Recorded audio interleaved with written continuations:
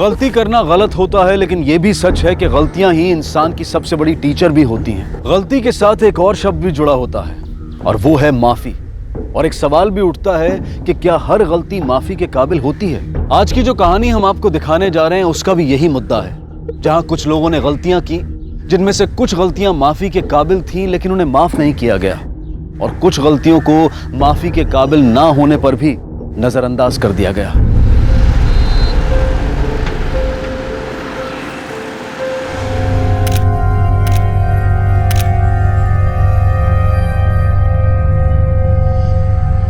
ओए, हाथ थोड़ा पीछे रख, बेटी है मेरी, पीछे रख हाथ थोड़ा।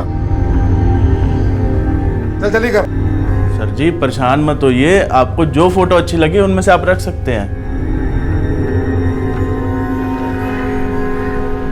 चलो जल्दी। ओए, ओए गड्डी कितनी गई मेरी? और लगता है ले गए। हाँ, सब तेरी वजह से हुआ है। अगर देर नहीं करती ना तो मेरे को गाड़ी यहाँ सड़क पे पार्क नहीं करनी पड़ती। तुमको पता है कितना डैमेज करेंगे मेरी कार के साथ? सारा का सारा घर मेरी बर्बादी करने पे तुला हुआ है।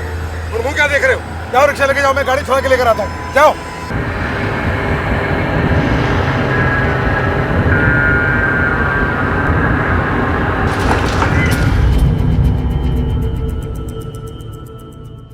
कौन खाएगा ये? कौन खाएगा? थोड़ा सा और अच्छा, पापा को फोन लगाएं?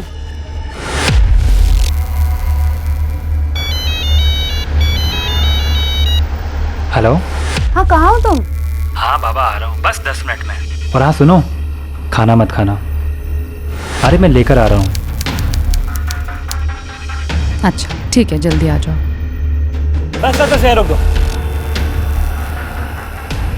ये लो, थैंक यू। पापा आ रहे हैं। थोड़ा चुका लो गुड़िया। अले।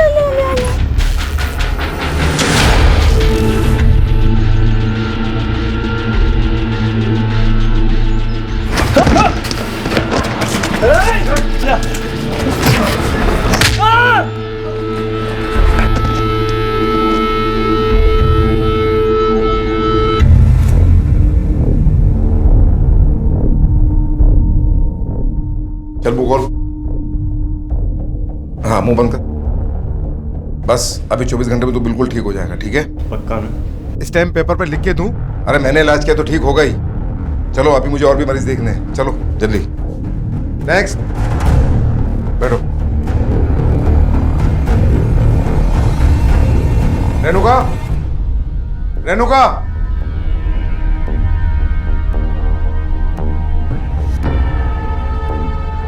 कुछ नहीं होगा, कोई दिक्कत की बात नहीं, ठीक है? क्या कर रही है तू यहाँ? समझे? पापा जी वो बस पूछ रहा था मरीज कि... को भड़का रही है? नहीं पापा जी। चुप कर। और तू यहाँ इलाज करवाना है, टाइम पास करना है? तेनू बता रहा दवा खत्म हो गई है, चल जा अंदर लेके आ दवा।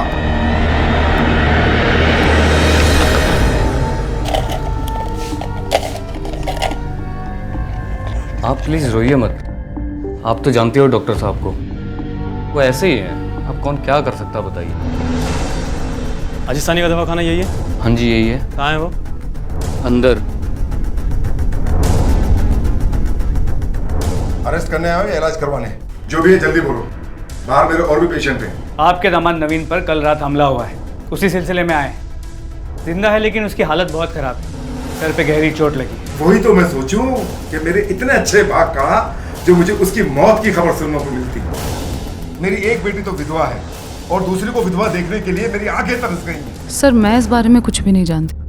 झूठ क्यों बोल रही हैं भाभी? आप इंस्पेक्टर साहब को बताते क्यों नहीं कि ये अटैक आपके पापा ने करवाया है?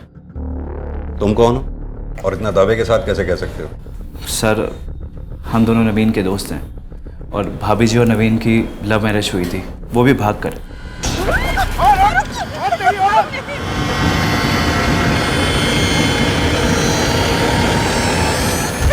तुम लोग भी ना सही में किडनैपिंग कर रहे हो क्या? अब हटाओ ये सब, डर लग रहा है तुम लोगों को देख के।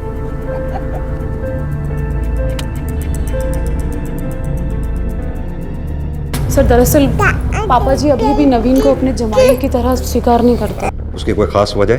उसका बाप ड्राइवर था मेरा और उसका वो पिल्ला नवीन मेरी बेटी को भगा के ले गया था। शादी के बाद नवीन के कहने पर हमने पापा जी को फ़ोन किया और उनसे मिलने भी गए।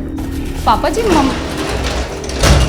मम्मी जी और दीदी नजर नहीं आ रहे। बाहर गई है, मैंने भेजा है और इन्हें बुलाया है तेरे इस दूल्हे की खातिर करने के लिए। देख क्या रहे हो? शुरू जाओ, तोड़ दो उसकी हड्डी।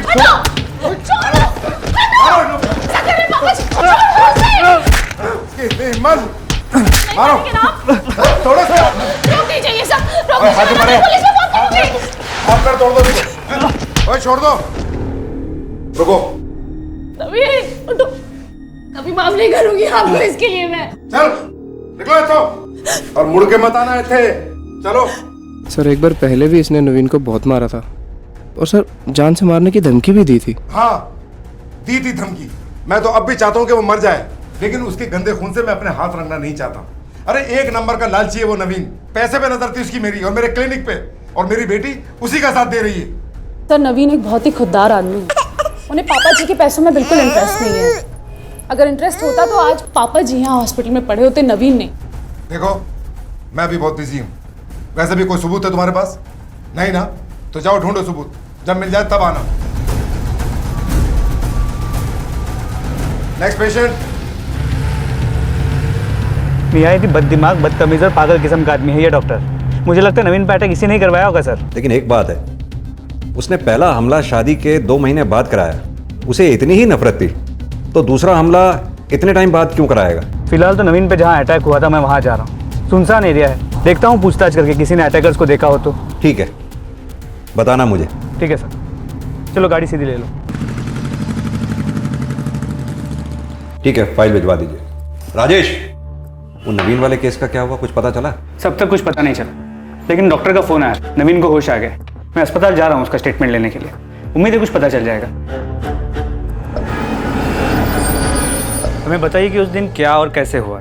सर उस दिन मैं रिक्शा से उतरकर घर जा रहा था, किसी ने मेरे सर पे, फिर मैंने उसे पकड़ लिया। वो छुड़ाने की कोशिश कर रहा था। अचानक से एक और आदमी आ गया। उसके बाद मेरी आंखों के सामने अंधेरा छा गया। उन दोनों में से किसी का चेहरा देखा है आपने? नहीं सर, उन्होंने मुंह पर रुमाल बांध रखे थे। आपकी बीवी और आपके दोस्तों ने बयान दिया है कि ये हमला शायद आपके ससुर ने कराया है। आपको भी ऐसे ही लगता है? नहीं अश्मिता, हम बिना किसी सबूत पे उन पर ऐसा इल्ज़ाम नहीं लगा सकते।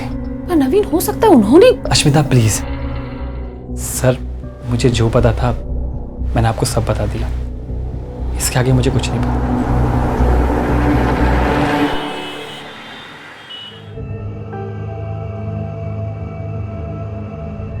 तुम यहाँ इतनी सुबह? छिप कर आई हूँ। नवीन जी के बारे में सुना तो रहा नहीं गया। कैसे हैं अब? जब से इन पे हमला हुआ है मैं बोल रही हूँ चलो और चल के पापा जी के खिलाफ रिपोर्ट लिखवाओ। मुझे पूरी उम्मीद है कि उन्हीं ने किया है, पर इनकी महानता से परेशान आ गई हूँ मैं। बात महानता की नहीं है अश्मिता, मैं तुम लोगों की ये बिना वजह की लड़ाई खत्म कराना चाहता हूँ। और तुम अब गुस्सा छोड़ो, नहीं तो मैं ठीक नहीं होऊंगा। अरे क्या हुआ? हाँ सर दर्द हो रहा है। मैं डॉक्टर को बुलाऊं? नहीं, तुम्हारी दी टेंशन से। बहुत नाटक करती हो तुम।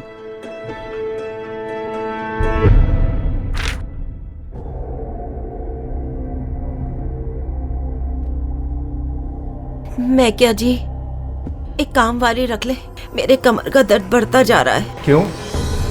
वो पिछली बारी नौकर रखे से याद है की तसी उसने? वो ड्राइवर का बेटा तेरी बेटी को लेकर भाग गया था, और अब एक और नौकर रख लूं हैं, ताकि कोई नया कांड करवा लूं। और वैसे भी खाली बैठी रहती है, तू करती की है?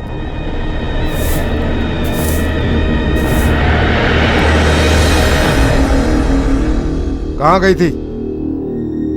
बोल। पापा जी मैं मंदिर से। अच्छा, मंदिर गई थी? तो ला दे, ला प्रसाद दे मैनू। मंदिर गई थी ना, दे प्रसाद। की छुपा रही है? दिखा दिखा मैनू। मेरे मना करने के बावजूद तू उस भगोड़ी और उस ड्राइवर के बेटे से मिलने गई? कभी कभी तो मैनू लगता है कि ये दोनों मेरी सगी औलाद हैं भी कि नहीं। ये क्या कह रही जी आप? सही कह रहा हूं। एक तो मुझे जेल भेजने पे तुली हुई है, और दूसरी उसकी जाके पीठ ठोक रही है, मेरे घर से खाना लेकर उन्हें खिला रही है। खबरदार, खबरदार, आज के बाद अगर तू उन दोनों से मिली तो वरना तेरा गला खुद दबा दूंगा मैं, समझी? चल जाए तो।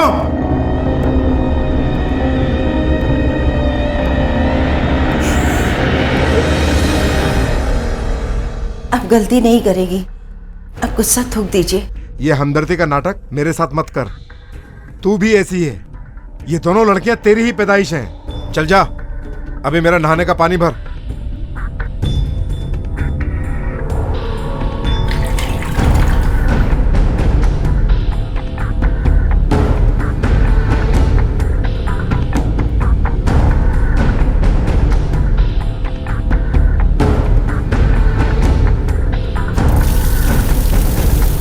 कभी कभी तो मैंने लगता है कि ये दोनों मेरी सगी औलाद है भी कि नहीं। तू भी ऐसी है। ये दोनों लड़कियां तेरी ही पैदाइश है।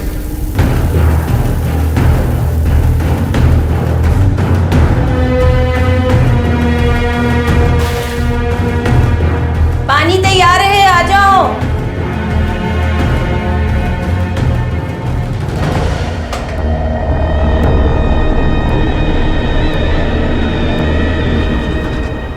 हाँ? इसका टेस्ट अजीब सा क्यों है?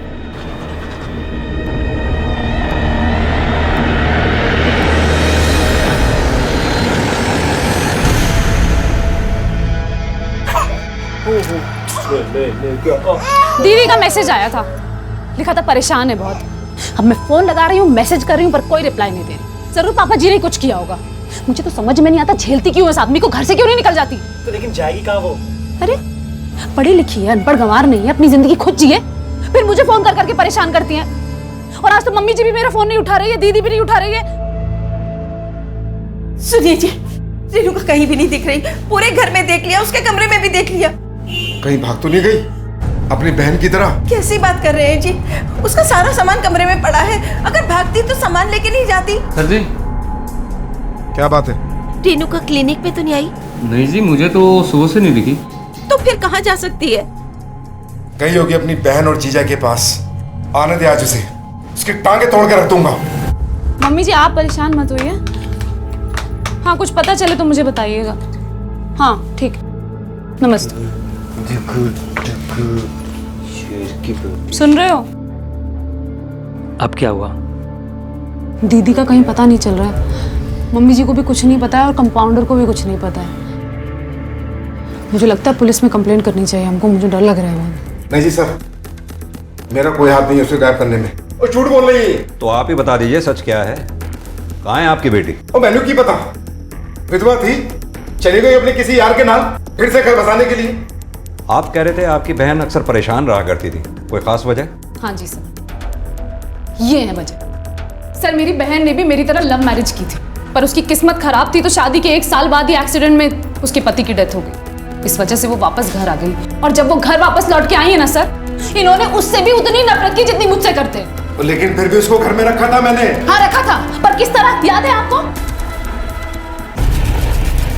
तेरे भागने का जितना दुख था मुझे, आज उतनी खुशी हो रही है तेरी उजड़ी हुई मांग देखकर। आना पड़ा ना, वापस आना पड़ा ना इस घर में। अब सुन, अगर तुझे इस घर में रहना है तो मेरे नियम से रहना होगा, वरना डूब मर किसी कुएं में, कूद जा, मैंने कोई फर्क नहीं पहनता। सर जब नवीन हॉस्पिटल में एडमिट थे तब दीदी उन्हें देखने आई थी, और तब दीदी को जान से मारने की धमकी दी थी पापा जी ने। मुझे तो लगता है इन्हीं का हाथ है, आप पता लगाइए। हाँ, मरवा दिया मैंने उसको, और मैंने तेरे पति को मरवाने की कोशिश की थी। मुझे और कोई काम धंधा थोड़ी है। रोज सुबह उठता हूँ, नाश्ता करता हूँ और निकल जाता हूँ कत्ल करने के लिए, है ना? देखिए साहब, इस सब नाटकबाजी के लिए आपके पास टाइम होगा, मेरे पास टाइम नहीं। जब तक मेरे खिलाफ कोई ठोस सबूत हो, प्लीज मुझे परेशान मत करना। शानी साहब, अपनी आवाज और अपने अंदाज को जरा शराफत के दायरे में रखिए। मुझे अपनी दवा बेचने की कोशिश हरगिज मत करना। जब जब हमें आपकी जरूरत पड़ेगी आपको बुलाएंगे, और आप आएंगे भी। अगर नहीं आए तो आपको उठा के लाएंगे, समझे? हमने आपकी FIR दर्ज कर ली है, जैसे ही कुछ पता चलेगा आपको इन्फॉर्म कर देंगे। Thank you sir. Thank you. ये आदमी बहुत अजीब है। सही कह रहे थे। इस आदमी के घर में एक के बाद एक 2 वारदातें हुई। पहले नवीन पे अटैक, फिर बड़ी बेटी गायब। कुछ तो मसला है। एक काम करो, इसकी फैमिली के बारे में ज़रा आसपास पूछताछ करो। जी सर।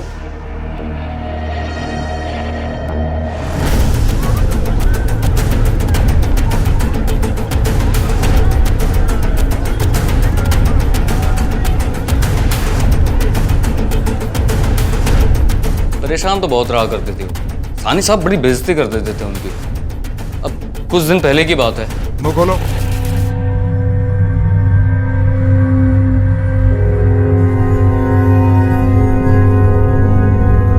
अब कौन से राजकुमार के सपनों में खोई है मरजानी? एक बार विधवा होकर तेरे अरमान ठंडे नहीं हुए? नहीं पापा जी, वो जिस तरह गपक कर रोटियां तोड़ती है ना, उसी तरह काम भी किया कर, वरना जा सकती है, दरवाजा खुला है, और जाके मर सकती है कहीं भी। सॉरी पापा जी। लेकिन ये तो आम बात थी सानी साहब के लिए, हमेशा ऐसे ही पेश आया करते थे उनके साथ। इसके अलावा और कोई खास बात जो रेणुका से जुड़ी हो? नहीं साहब, ऐसा तो कुछ नहीं था।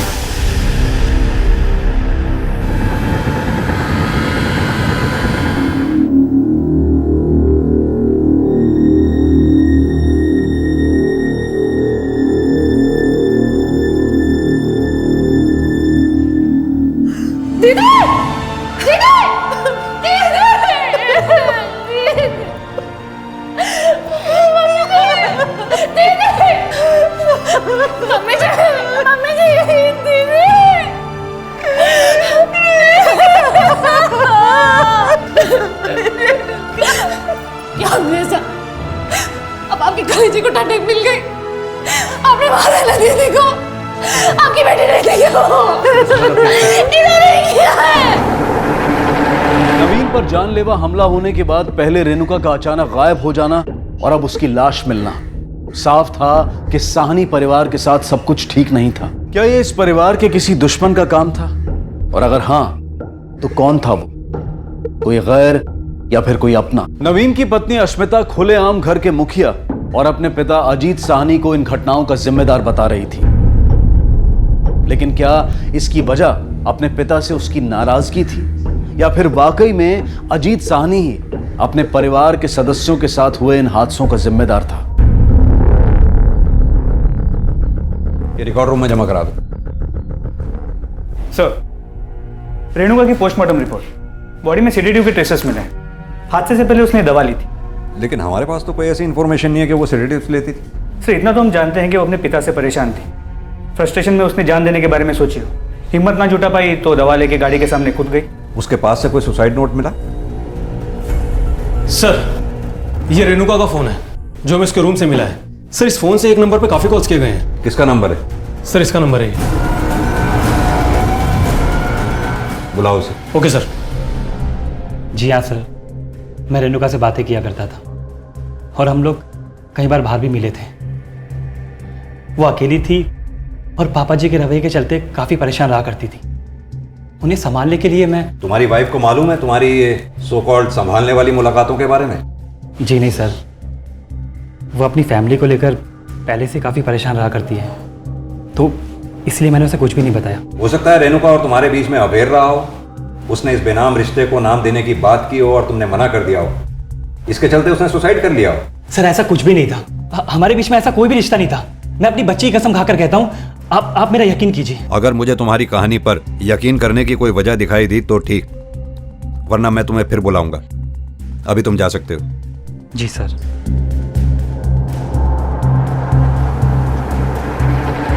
मेरी पीठ पीछे मेरी बहन के साथ ये सब करते शर्म नहीं आई तुमको? मैं ही अंधी थी जो तुम पे भरोसा किया। तुम पागल हो क्या? पुलिस का ठीक है, पर तुम कैसे हो सकती मेरे बारे में ऐसा? सफाई देने की कोई जरूरत नहीं। मैं अपनी बच्ची को लेकर जा रही हूँ, ऐसा नहीं रहना तुम्हारे साथ मुझे। मेरी बात सुनो प्लीज। मैं अपनी बच्ची कसम खाकर कहता हूँ, ऐसा कुछ भी नहीं। मैं सिर्फ तुम्हें प्यार करता हूँ और किसी को भी नहीं। बस मेरा यकीन करो प्लीज।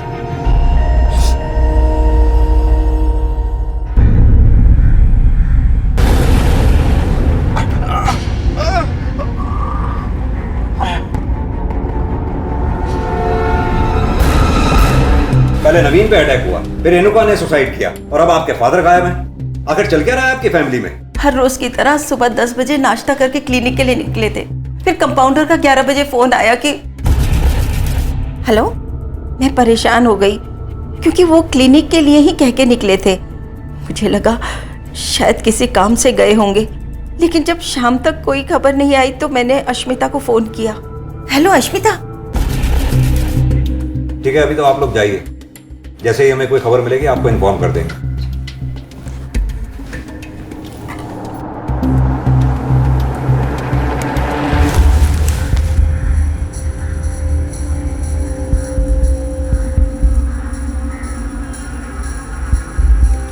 सर। अच्छा, अभी रखता हूँ। हाँ बोलो। सर, कंट्रोल रूम से मालूम चला है कि रामलीला मैदान में एक लाश मिली है। चलो।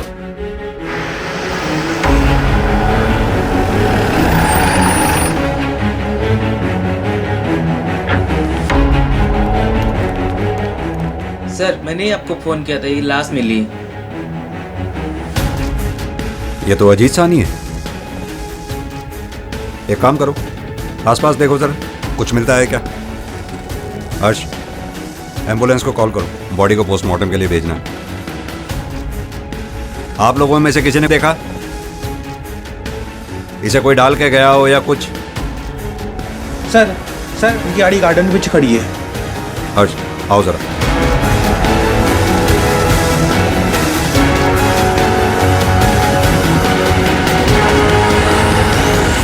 क्या मर गए?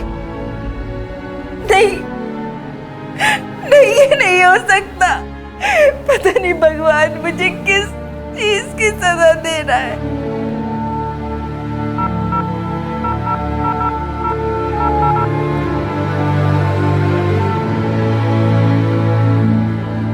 हेलो मिसेस शर्मा, आपके यहाँ वो काम वाली बाई आती है ना, उसे जरा प्लीज भेज दो। नहीं, अपने लिए आज से ही रखूंगी। हाँ। छोड़ दो प्लीज, छोड़ दो मुझे, प्लीज छोड़ दो मुझे।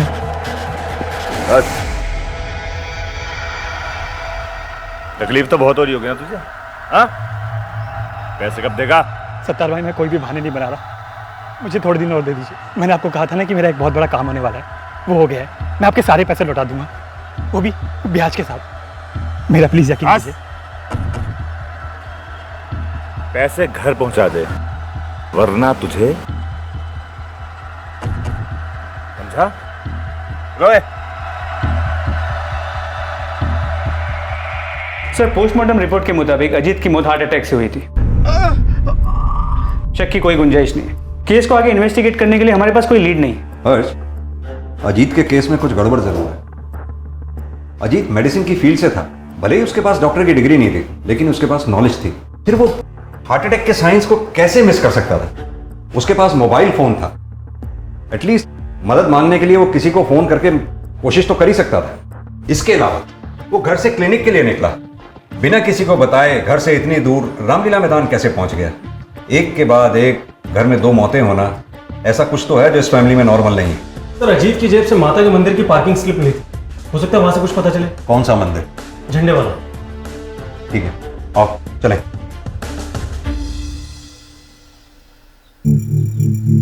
पंडित जी, इसे पहचानते हैं आप? मैं जानता तो हूँ, अजीत नाम है इनका। पिछले कुछ दिनों से इनका आना जाना है यहाँ। आपकी आखिरी बार बात कब हुई थी इनसे? आखिरी बार जब वो रो रहे थे। रो रहे थे? जी। कब की बात होगी? 4-5 दिन पहले। भगवान की मर्जी के बगैर इस दुनिया में पत्ता भी नहीं हिल सकता। जो आपकी बेटी के साथ हुआ है, इसमें भी शायद उसकी कोई मर्जी होगी, और इसमें आपका कसूर कहाँ है? नहीं पंडित जी, सारा दोष मेरा है। बरसों पहले मेरे से एक पाप हो गया था, जिसका शराब मैनू लगा है। शायद इसीलिए मेरे साथ ये सब हो रहा है। व्यर्थ चिंता मत करो, सब ठीक हो जाएगा। मतलब ये जो अजीत अचानक मंदिर जाने लगा, इसकी वजह रेणुका की मौत नहीं, बल्कि उसी के पापों का गिल्ट, जिसके बारे में उसने उस पंडित को बताया था। क्योंकि जिस दिन उसकी मौत हुई उस दिन भी वो मंदिर गया था। क्या टाइम बताया था पुजारी जी ने? सर 10:30। 10:30। मंदिर से मैदान की दूरी है 45 मिनट, और अजीत की मौत का समय है 11 बजे। इसका मतलब उसकी मौत ना तो मंदिर में हुई है ना मैदान में। उसको जब हार्ट अटैक पड़ा तो वो रास्ते में था। अब सवाल ये है कि हार्ट अटैक में वो गाड़ी चलाकर मैदान तक पहुंचा कैसे? जरूर उसके साथ कोई था जो गाड़ी चलाकर मैदान तक गया, उसकी लाश वहां फेंकी और वहां से चला गया। सर यानी ये वो शख्स है जिसे कभी अजीत ने नुकसान पहुंचाया था? बिल्कुल हो सकता है। अब सवाल ये उठता है कि वो शख्स है कौन? अजीत ने मंदिर के पुजारी से कहा था कि उससे एक पाप हुआ है और उसी की वजह से उसके परिवार के साथ ये सब हो रहा है। ऐसा क्या किया था अजीत ने और किसके साथ? अगर ये पाप वाली थ्योरी सही थी तो कौन था वो शख्स? कोई गैर था या उसका कोई अपना?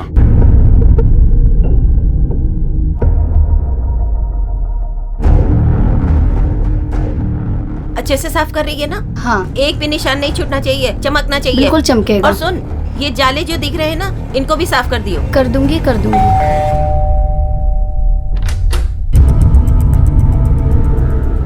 तुम लोग? जी हाँ, इतना सब होने के बाद आपको अकेला छोड़ना हमें ठीक नहीं लगा, इसलिए चले आए। पापा जी ने तो हमें कभी हमारा हक दिया नहीं मम्मी जी, पर अब वो नहीं है तो चल।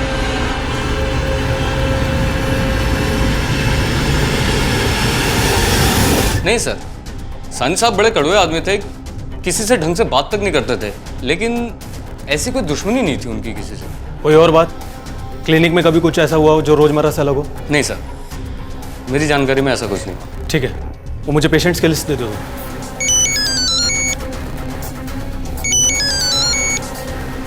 हाँ सर। सर कुछ खास इन्फॉर्मेशन तो नहीं मिली है, लेकिन मैंने पेशेंट्स की लिस्ट ले ली है, शायद कुछ पता चले। Okay sir.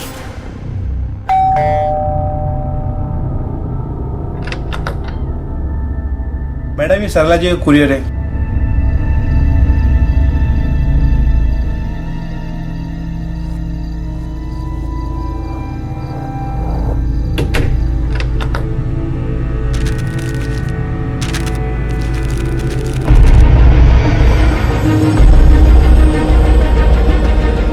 मम्मी जी, कोर्ट से आए ये पेपर्स। अगले महीने सुनवाई है और आपने हमें बताया तक नहीं। पापा की पूरी प्रॉपर्टी पे आप अकेले दावा करेंगी? तेरी हिम्मत कैसे हुई मेरी चिट्ठी पढ़ने की? अच्छा हुआ जो पढ़ लिया, कम से कम पता तो चला कि क्या चल रहा है। मुझे और नवीन को कोर्ट में घसीटेंगी आप? तो जिंदगी भर तेरे बाप की ज्यादतियों को सहती रही मैं। तेरा क्या, तो शादी करके चली गई। आज जब मुझे मौका मिला है अपनी जिंदगी जीने का, तो आज आ गए हिस्सा मांगने के लिए। मैं ऐसा होने नहीं दूंगी। तुझे जायदाद में से एक फूटी कौड़ी भी नहीं मिलेगी। झेला तो मैंने भी है मम्मी जी, और आपसे कहीं ज्यादा झेला है। अच्छा, क्या झेला है तूने? हाँ, क्या भुगता है तूने, बता। छोड़िए, आप नहीं समझेंगे, पर एक बात समझ लीजिएगा, अपना हक मैं लेकर रहूंगी। अश्मिता,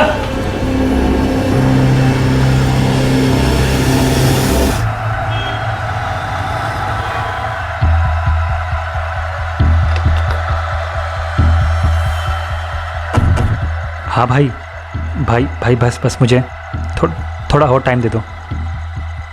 मैं पक्का आपके पैसे करवा दूंगा जी।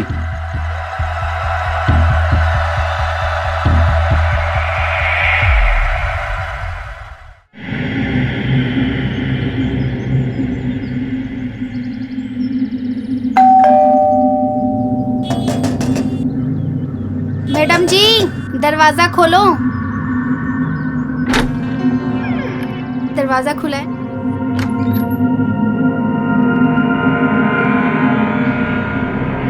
मैडम जी। तरला जी कैसे हुआ ये सब? मैं घर में थी, तभी घंटी बजी। मैंने सोचा काम वाली आई होगी, मैं दरवाजा खोलने गई,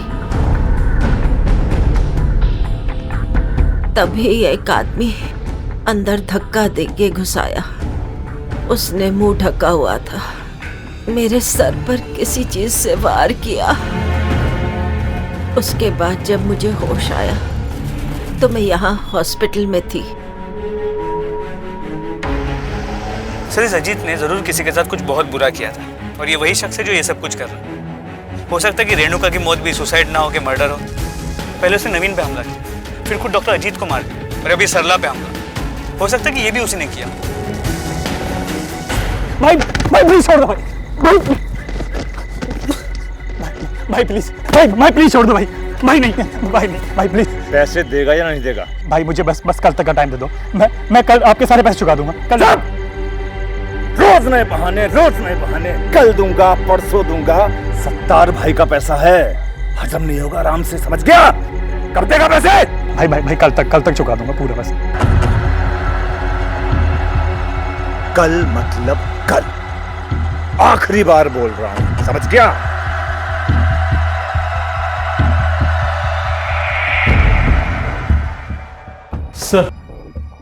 सर अजीत का एक पेशेंट मिला है, उसके पास में कुछ खास इंफॉर्मेशन है। अच्छा, बुलाओ। सर, ये बात अजीत की मौत से कुछ दिनों पहले की है सर।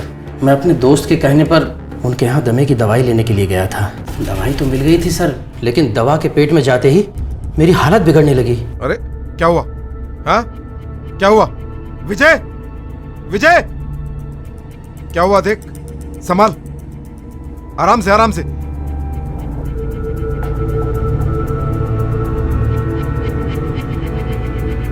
मिलाया था इसमें क्या? मैंने कुछ नहीं मिलाया। संभाल इसे, संभाल। अरे इसे कुछ हो गया तो हम लोग मुसीबत में पड़ जाएंगे, समझा? वो और उनका कंपाउंडर दोनों मुझे उठाकर अपने एक जानने वाले डॉक्टर के पास ले गए, और डॉक्टर ने जांच के बाद बताया कि दवाई प्रॉपरली बनाई नहीं गई थी, कंपोजिशन में कुछ तो गड़बड़ था सर। आप यकीन के साथ कह सकते हैं कि उस दिन कंपाउंडर भी साथ था आपके? जी सर, वो दोनों ही मुझे साथ लेकर गए थे। हमसे झूठ बोला तूने, हमसे झूठ बोला तूने। मार क्यों रहे हो साहब? झूठ क्यों बोला तूने? साहब मैंने आपसे कोई झूठ नहीं बोला है। झूठ नहीं बोला तो सच भी नहीं बताया तूने। क्यों नहीं हमें बताया तूने कि एक बार दवा का कंपोजिशन गलत हो गया था, पेशेंट को हॉस्पिटल भर्ती कराना पड़ा, उसकी जान जाते जाते बची थी। तूने की थी ना वो गड़बड़, इसलिए हमारे बार बार पूछने पर भी तूने हमें नहीं बताया। बोल, किसके कहने पर किया था तूने और क्यों? बोल। सरला के कहने पे। सरला के कहने पे? सरला और मेरे बीच में संबंध थे। सानी साहब के साथ वो नरक जैसी जिंदगी बिता रही थी, इसलिए हम करीब आ गए। उसने मुझे दवा के कंपोजिशन में गड़बड़ करने को कहा। इससे सारा इल्ज़ाम सानी साहब के ऊपर आ जाता और उन्हें जेल हो जाती और उनका सारा पैसा हमें मिल जाता। सानी साहब को मिलावट का तुरंत पता चल गया था और उन्होंने सारी की सारी दवा फिकवा दी थी। इस तरह हमारा सारा प्लान चौपट हो गया था, जिसे तूने बाद में पूरा किया, अजीत सानी को मारकर। लेकिन रेणुका को क्यों मारा तूने? साहब मैं सच कह रहा हूँ, मैं कुछ भी नहीं जानता हूँ इस बारे में। लेकिन क्या? मैंने उससे शादी की थी ये सोचकर कि डॉक्टर की बीवी बनने के बाद मुझे इज्जत और आराम मिलेगा, लेकिन नहीं, उसके साथ शादी कर कर उस आदमी ने मेरे सारे सपने तोड़ दिए, जिसके चलते आप अपने पति के कंपाउंडर के करीब आ गए। हम ये भी जानते हैं कि आपने अपने अटैक का नाटक झूठा रचा था। आपके आशिक ने हमें सब बता दिया है। अश्मिता और नवीन दोनों बिना बुलाए मेरे घर पर आ गए, मेरे आके रहने लगे, जायदाद में हिस्सा मांगने लगे, तो मैं और क्या करती? आपने अपनी बड़ी बेटी रेणुका और अपने पति अजीत सानी को किसके साथ और कैसे मारा? रेणुका ने तो खुदकुशी की थी ना, और इनकी मौत तो दिल के दौरे की वजह से हुई थी ना। पहले हमें भी यही लगा था, पर हमें अब यकीन हो गया है कि उन दोनों का मर्डर किया गया है।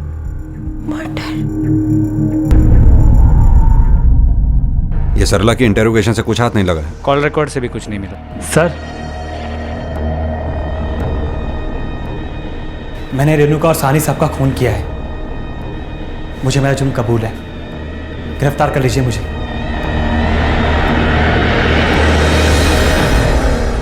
ये बताओ, ये कन्फेशन सडनली क्यों? मैंने मार्केट से कई लोगों से पैसा उठाया था ब्याज पे, और मैं उसे चुका नहीं पा रहा था। कर्जदारों ने जीना मुश्किल कर रखा था मेरा। उन्हीं में से किसी एक पार्टी ने मुझ पर हमला कराया था उस दिन। ये बात मैंने आपसे और मेरी पूरी फैमिली से छुपाई, क्योंकि मैं नहीं चाहता था कि अश्मिता के पापा को एक और मौका मिले इसे टोकने का। साहनी साहब के पास बहुत पैसे थे, अगर उन्हें कुछ हो जाता तो अश्मिता को जायदाद में हिस्सा मिलता और उससे मेरी सारी प्रॉब्लम खत्म हो जाती। मैंने उन्हें जबरदस्ती गाड़ी में बिठाया, लेकिन उन्हें रास्ते में ही हार्ट अटैक आ गया। लेकिन तुमने रेणुका को क्यों मारा? सर, वो बहुत सीरियस हो गई थी मेरे और अपने रिश्ते को लेकर, और मेरे पीछे पड़ गई थी कि मैं अश्मिता को छोड़कर उससे शादी कर लूँ। मुझे ब्लैकमेल कर रही थी कि अगर मैंने उसकी बात नहीं मानी तो वो अश्मिता को सब कुछ बता देगी। तो मैंने उसे मैसेज करके मिलने बुला लिया जेठाला के पास। नवीन, अश्मिता कहाँ है? रेणुका, वो अश्मिता। अच्छा, जिस दवाई से तुमने रेणुका को बेहोश किया था उसका क्या नाम था? सर वो दवाई, उसका मुझे नाम याद नहीं है।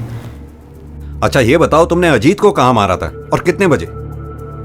पार्क की तरफ, लगभग एक बजे। ले जाओ। चल। हर्ष, ये नवीन झूठ बोल रहा है।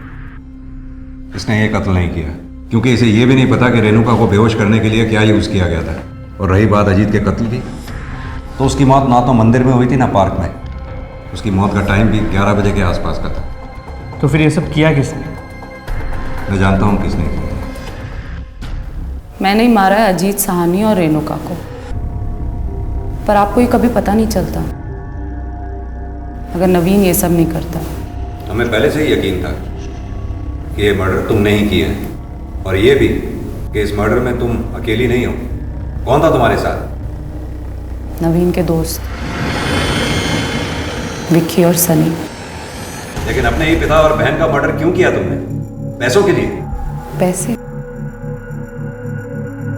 दुनिया के सारे पैसे भी मिला लो ना सर, तो वो घाव नहीं भर पाएंगे जो मेरे पापा जी और मेरी बहन ने मुझे दिया।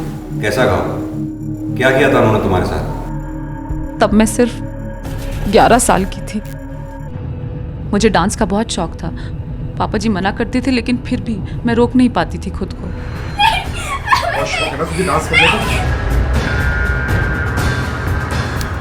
दीदी थी वहाँ, वो भी डरी हुई थी, लेकिन फिर भी बड़ी थी वो मुझसे, मुझे बचा सकती थी, लेकिन उन्होंने ऐसा किया नहीं।